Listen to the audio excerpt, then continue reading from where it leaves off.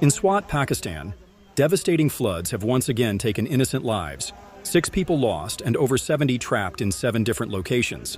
This isn't just a tragedy, it's a warning. Climate change is hitting us harder every year, and still, we aren't prepared. Poor planning, weak infrastructure, and no emergency response. How many more lives must be lost before we take action? Swat is crying for help, and Pakistan must listen. Let's not wait for another disaster to care. Let this be a turning point. We need action. Now.